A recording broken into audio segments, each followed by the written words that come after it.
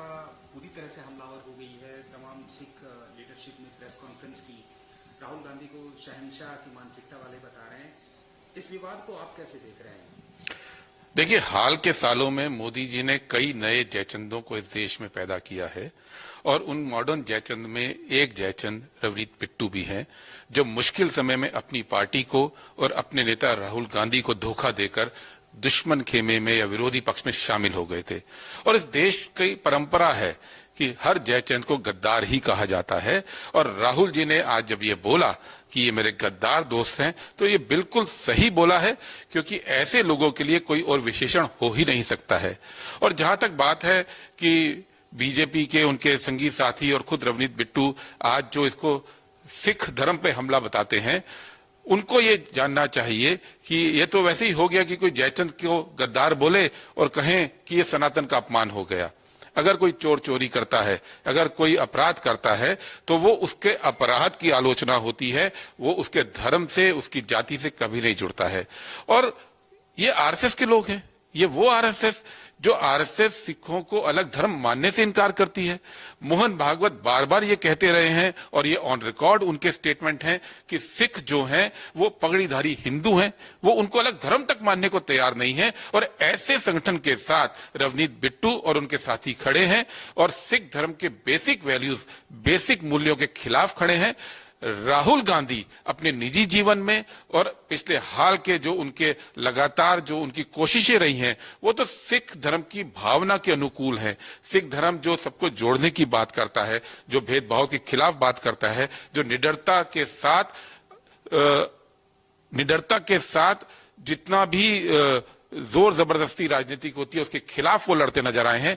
ऐसे राहुल गांधी के ऊपर अटैक सिर्फ इसलिए की जा रहा है क्योंकि मोदी जी का ये संकेत है कि जिस तरह से मोदी जी एप्स्टीन फाइल में फंसे हैं, जिस तरह से मोदी जी जनरल नरवाने की किताब के मामले में चीन के समक्ष कमजोर नजर आ रहे हैं, और जिस तरह से अमेरिका के साथ एक ऐसा उन्होंने ट्रेड डील की है जिसमें पूरी तरह से भारत के हित को कॉम्प्रोमाइज किए नजर आ रहे हैं, वहां से ध्यान भटकाने के लिए एक जयचंद की बात पे पूरे देश के अंदर आज उन्होंने एक फर्जी हंगामा करने की कोशिश की है।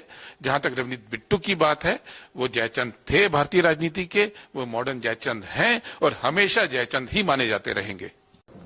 देखिए, जो आज यहां मक्कर द्वार पे हुआ है, तो जो एक कांग्रेस के नेता हो जिसने सब कुछ दिया हो पार्टी ने, जब वो पार्टी छोड़ के गए, जब एक तानाशाह ताकत देश की ओर बढ़ रही थी और बैठे किसकी गोदी में जाके, तानाशाह की, बीजेपी की, जिससे पूरा पार्टी और पूरा देश लड़ रहा था, सेकुलर फोर्सेज लड़ रही थी, तो दर्द तो रहता ही है। जब देखा तो राहुल जी ने बिल्कुल ठीक कहा कि मेरे गद्दार दोस्त आ रहे हो तो आइए।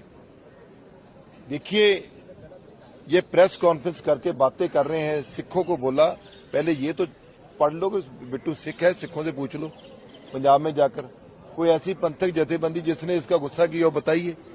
4 लोग आरएसएस के बैठकर आरएसएस के सारे इशारे पे जो एक वर्गीकरण की राजनीति करती है, वो जो सिखों की दुश्मन है, उसके इशारे पे वो सर्टिफिकेट देंगे हमें उनसे सर्टिफिकेट नहीं चाहिए। बिट्टू क्या है क्या नहीं है उनसे पूछिए। दूसरी बात, बिट्टू आज का मुद्दा नहीं है, आज का मुद्दा है ट्रंप, आज का मुद्दा है मोदी जी की साइन की हुई डील, आज का मुद्दा है चाइना देश में कैसे घुसा, आज का मुद्दा है देश को मंडी आपने क्यों बनाया। जो मंत्रीगण बैठे थे उनको पूछें कि देश का युवा कहां जाएगा जिसको मेक इन इंडिया का लॉलीपॉप आपने दे रखा है। अब उसका तो हौसले भ्रष्ट हो गए। जो एक्सपोर्ट करते वो कहां जाएंगे जिसके ऊपर टैरिफ लगा है।